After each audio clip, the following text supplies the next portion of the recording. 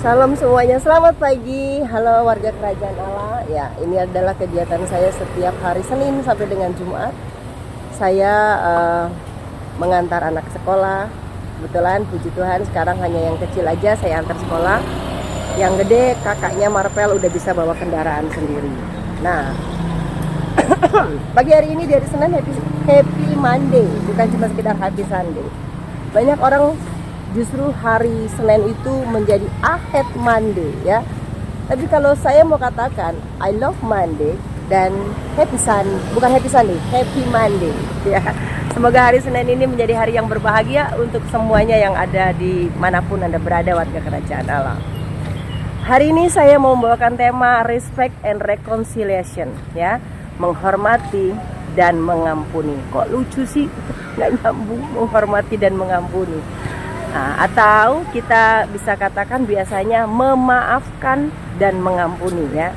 Nah kalau sekarang ini bicaranya tentang respect and reconciliation ya. Atau respect itu kita tuh dapat menghormati orang lain dan dapat mengampuni ya. Atau ada penyelesaian. Reconciliation itu jatuhnya penyelesaian ya.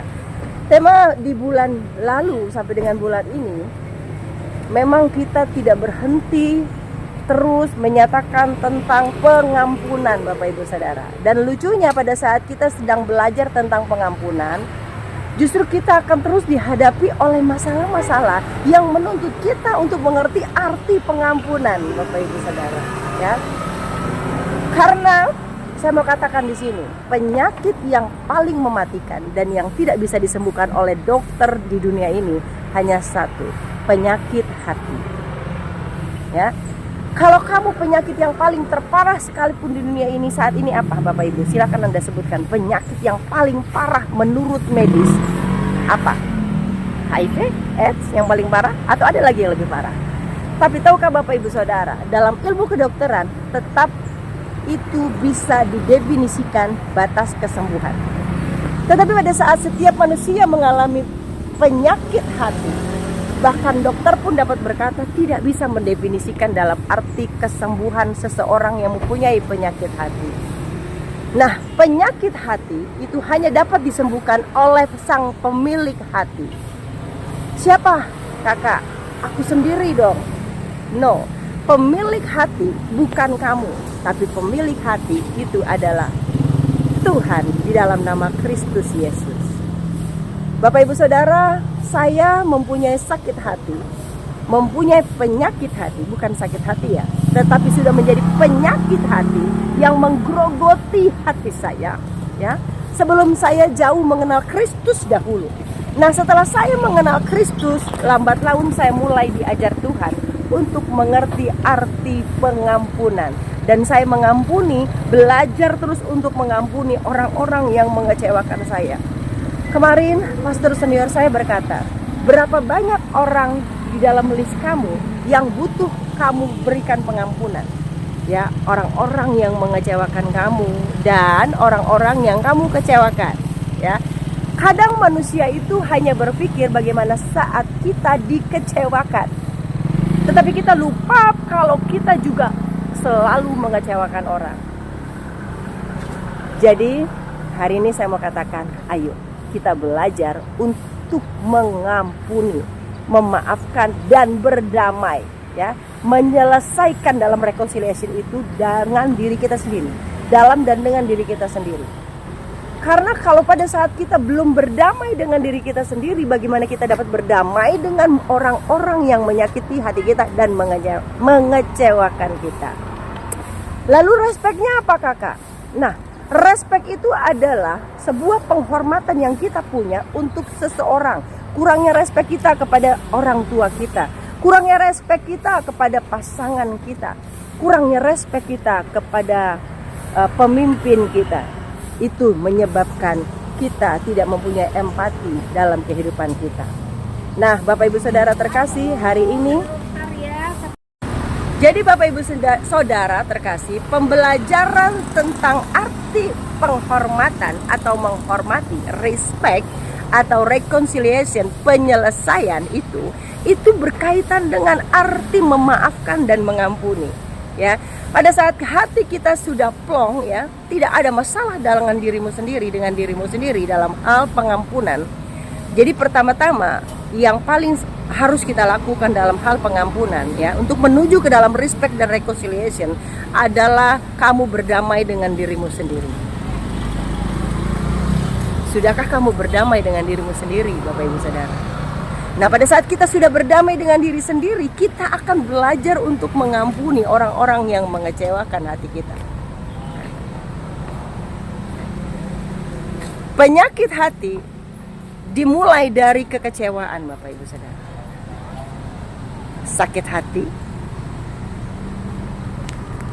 dan pengkhianatan. Dan kabar buruknya adalah orang yang mengecewakan kita, menyakiti hati kita, bahkan melukai hati kita, membuat kita menjadi penyakit hati, adalah orang-orang terdekat kamu. Ya, orang berkata, tapi aku terlalu sakit, Kak, dengan perbuatan orang tuaku kepada aku. Aku terlalu sakit, Kakak, dengan perbuatan pasanganku kepada aku. Aku terlalu sakit dengan perbuatan anak-anakku, kakak-kakakku, saudara-saudaraku. Karena mereka adalah orang-orang terdekat saat ini bersama kamu. Bukan saat ini, sampai till then, mereka adalah orang-orang terdekat kamu, Bapak Ibu Saudara. Nah, itu kabar buruknya. Karena yang menyebabkan kamu penyakit hati adalah orang-orang terdekat kamu. Begitu juga sahabat kamu, ya. Dan kabar buruk lagi yang berikutnya, diri kamu sendiri. Makanya ada hal memaafkan dan mengampuni untuk dapat kita menuju ke dalam respect dan reconciliation dalam kehidupan kita.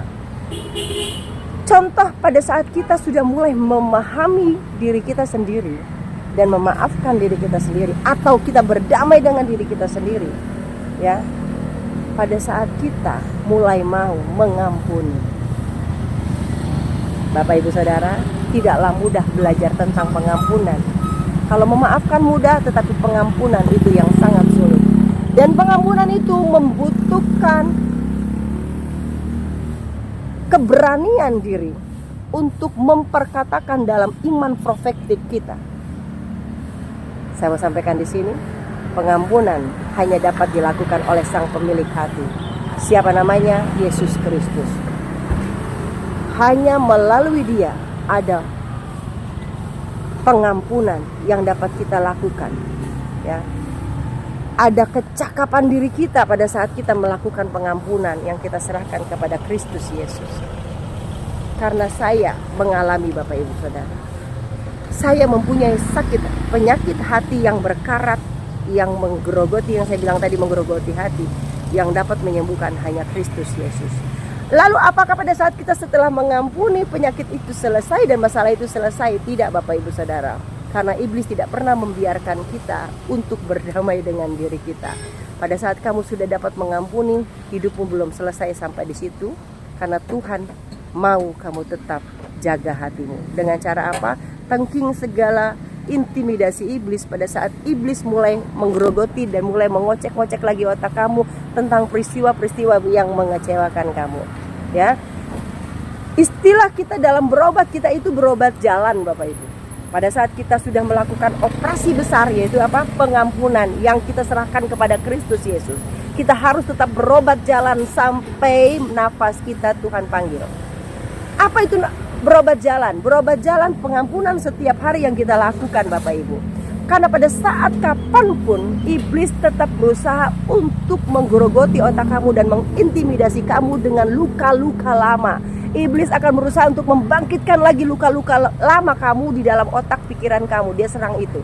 Dan pada saat iblis lakukan itu, perkatakan, "Hai iblis, kau tidak berhak untuk otakku, pikiranku, jiwaku. Karena aku sudah menjadi pemenang. Karena aku sudah mengerti. Aku sudah berdamai dengan diriku sendiri. Aku berdamai dengan orang-orang yang kusakiti. Aku berdamai dengan orang-orang yang menyakiti hatiku. Karena aku menjadi orang yang merdeka." Tuhan Yesus memberkati kita semua. Respect.